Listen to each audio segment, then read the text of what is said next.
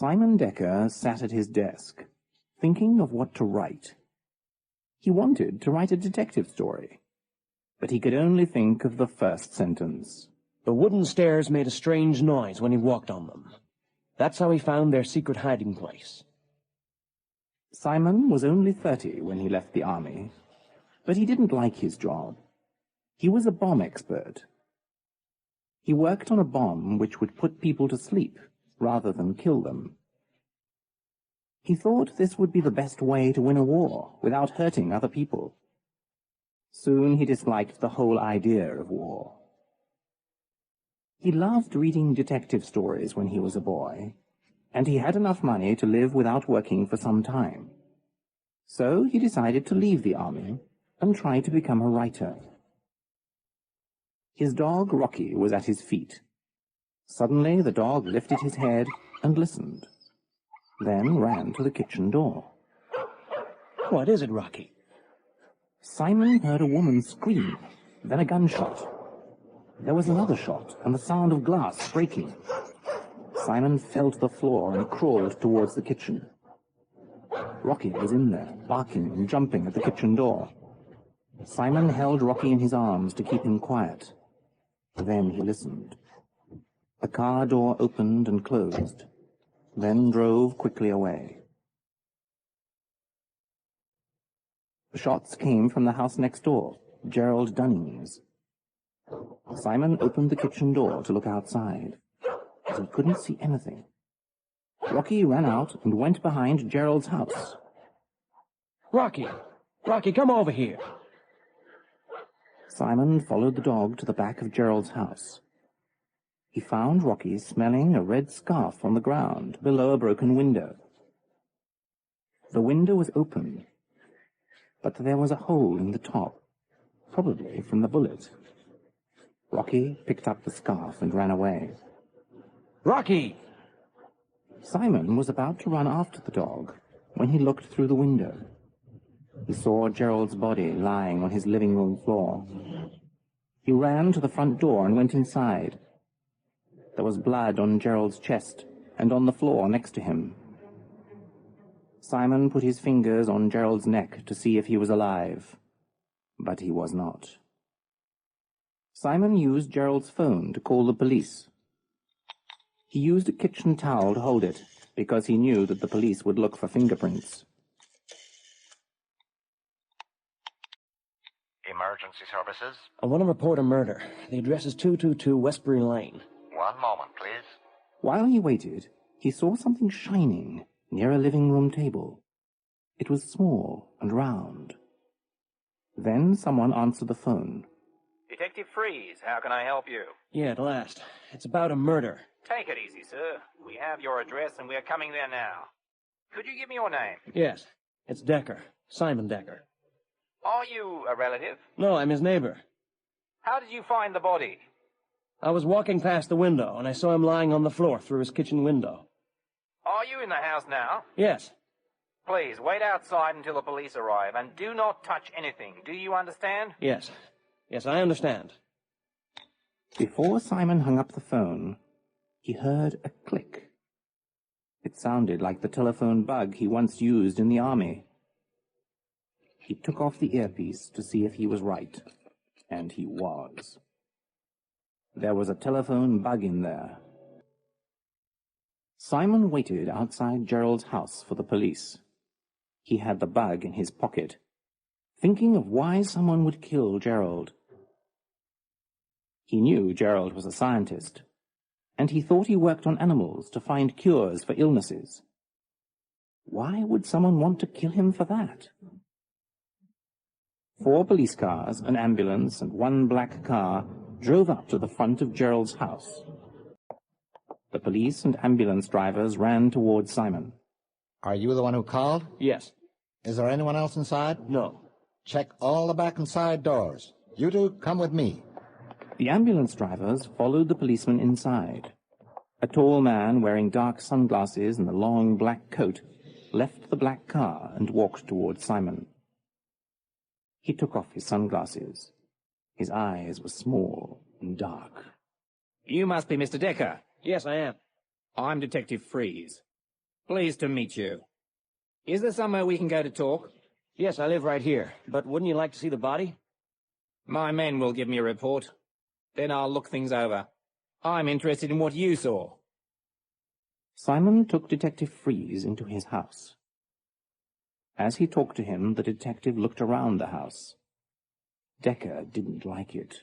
Are you looking for something, Detective? No. Is there something you don't want me to see? Of course not. But I thought you'd want to have a look around Gerald's house, not mine. What do you do for a living, Mr. Decker? I don't have a job at the moment.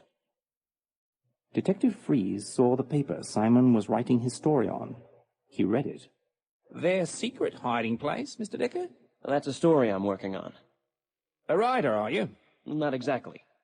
When Detective Freeze stopped asking questions, he gave Simon a card with his name on it. Call me if there's something you've forgotten to tell me.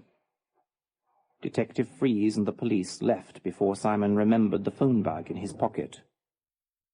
Rocky came home with the red scarf in his mouth, and Simon said, Great.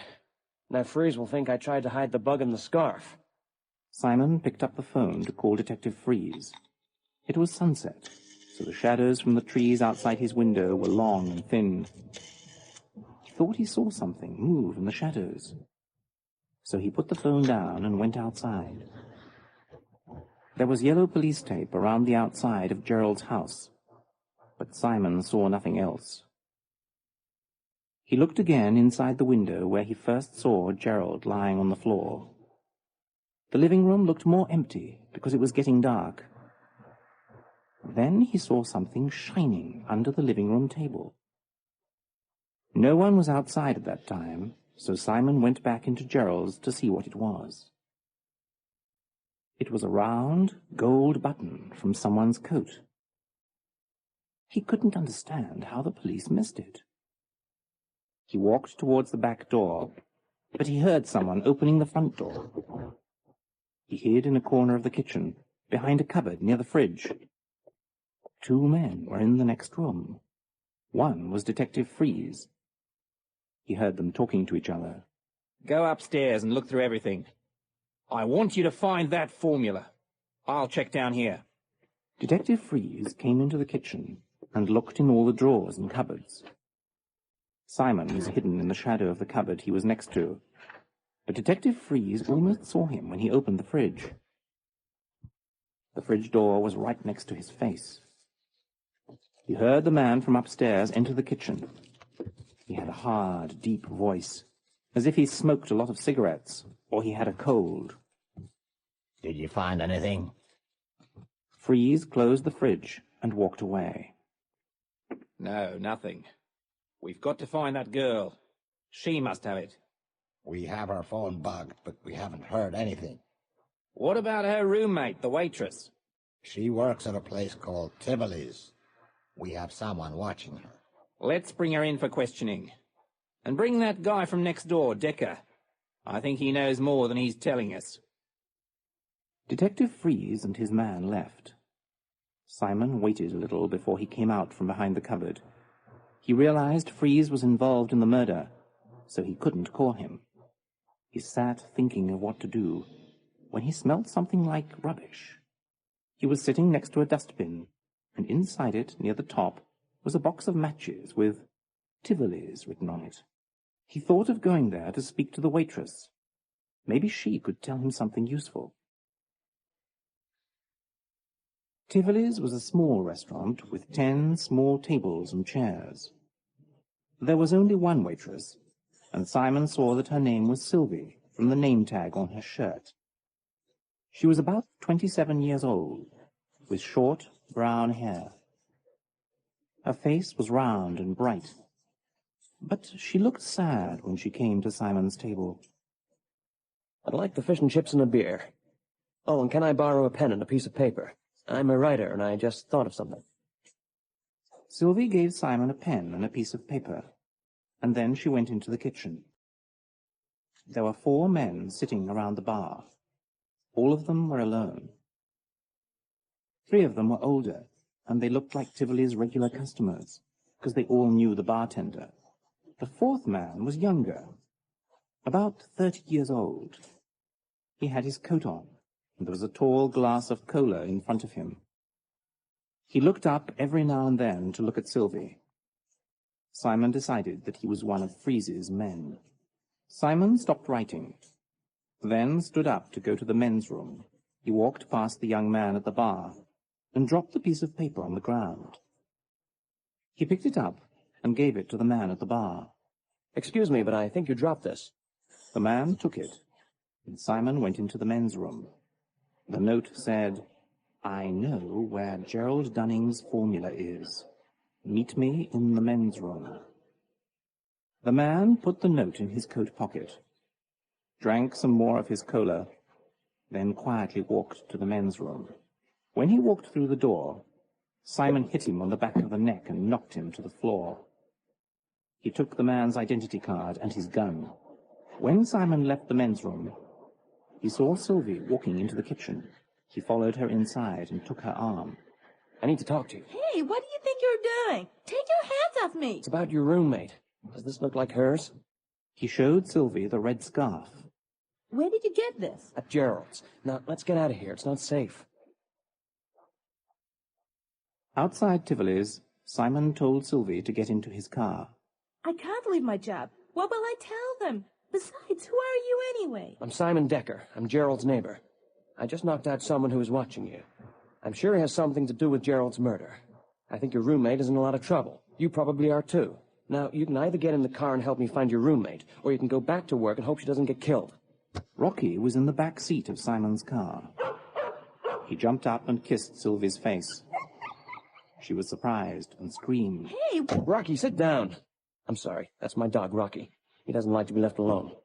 They drove away from Tivoli's, and Simon told Sylvie everything he knew about Gerald's death. So I think your roommate, Beth, might be in trouble. I know. I haven't seen her in 2 days. She told me she and Gerald worked on something that might be dangerous. Do you know what it is? No. Do you know where she might be? I think so. Well, tell me how to get there. Sylvie and Simon drove far out of town into the mountains. They turned off the main road and began driving along a small dirt road. It was surrounded by tall, thick trees. Beth's uncle had a cabin in the mountains, and Sylvie thought Beth might be there. It was very dark, and they could only see 10 feet in front of them. Are we getting close? I'm sure it's around here somewhere. Someone fired a gun and broke one of Simon's headlights. He stopped the car, and they got down on the floor. Another shot hit one of the car's tires. Sylvie opened the door to get out. Hey, what are you doing? Get back in here.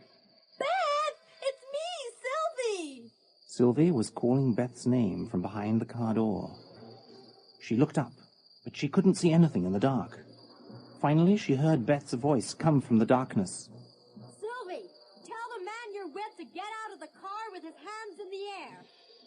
Simon, do what she says. Simon got out of the car with his hands in the air. He couldn't see anyone, but he heard someone walking towards him. A short woman with red hair, holding a shotgun, walked into the light coming from the car's headlight. She pointed the gun at Simon. Don't move! Beth, it's all right! He's a friend of Gerald's! Beth reached inside Simon's coat pockets while he held his hands up. She found the gun and identity card that belonged to the man at Tivoli's. She read the card. Gerald never knew a Terence Tolliver government agent. I took that from the man following Sylvie. Look in my back pocket. I'm Simon Decker, Gerald's next-door neighbor. She found his identity card with his picture. What are you two doing out here? I was worried about you, Beth. Simon came to Tivoli saying you were in trouble. I didn't know where you were. Rocky jumped out of the car, and Beth pointed her gun at him. Don't! That's my dog, Rocky. He doesn't like to be left alone. That sure is a nice-looking dog. It was a man's voice coming from behind them. A big man with long grey hair, a moustache and beard, walked out of the darkness from behind the car with a shotgun in his hands. He began to pet Rocky. This is my Uncle Lou. Uncle Lou, Simon Decker. And you know Sylvie. Pleased to meet you. Hello again, Sylvie. Hi, Lou. You two look as if you're waiting for trouble.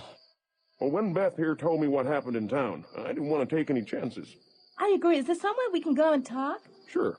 My cabin's just a few 100 feet from here. You must do something about my car. Drive it up. We can fix that up later. I taught Beth how to shoot. We didn't want to hurt you. We just wanted to slow you down. Well, thank God for that. Detective Freeze sat at the head of a long table, with many of his men sitting around it. They all had dark suits and papers in front of them, except for one. He was Gerald and Beth's boss, Dr. Leenham.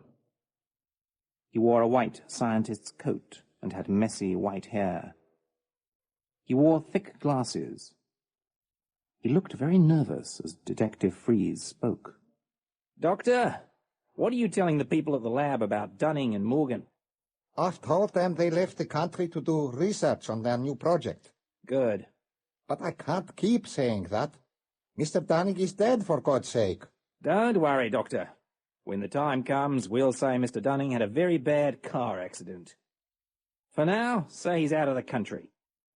Have we heard anything on Decker or Sylvie Collard? Since they left Tivoli's together, we haven't been able to find them. We know Decker drives a white 1994 Rover. The police have pictures of both of them. We've told them we want to pick them up immediately. We have people watching for them at the airport, bus and train stations. So far, they haven't left town, unless they are using other names. And what about Beth Morgan? We haven't found her either. Her mother is waiting outside, and we hope she can help us out. Would you like to talk to her alone? Yes, but Doctor, I want you to stay with me. I want the rest of you to find information on the relatives and friends of Sylvie Collard, Simon Decker and Beth Morgan. The men got up and left the room, except the doctor and a short man who sat quietly next to Detective Freeze when he spoke to the others. Everything about him looked perfect. His hair, his suit, his face, except for a button on his jacket. It was different from the others. Detective Freeze spoke in a low and very serious voice. Follow what I say, Doctor. We don't want to frighten this woman, but we want her to think her daughter is in danger. Don't you think this is going too far? I don't want to be part of this. Doctor, you also have a family. 2 children in college, I believe. If you want to work as a scientist again, I suggest you do what I tell you.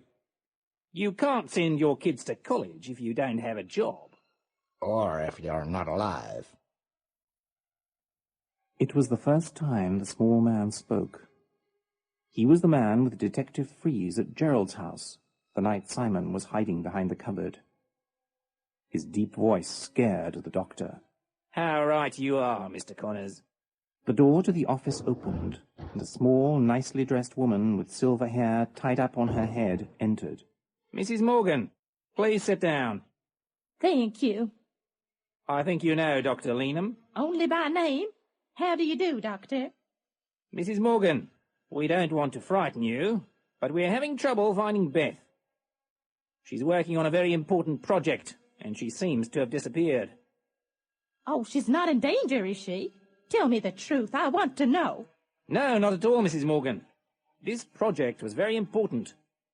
We think she has gone somewhere to be alone. Do you know where she might be? No, I can't imagine. She never goes off on her own. Does she know anyone living out of town? The only place I can think of is my brother's, but I don't think she's there. She couldn't do any work out there. Where? It's in the mountains, away from everything. No, she wouldn't go there. Could you tell us where it is? Well, it doesn't have an address. It's a cabin in the forest. Detective Freeze and Mr. Connors looked at each other. Could you show us where it is? I'll try, but it's been years since I went there myself. The cabin was dark inside, as all the windows were covered in black cloth.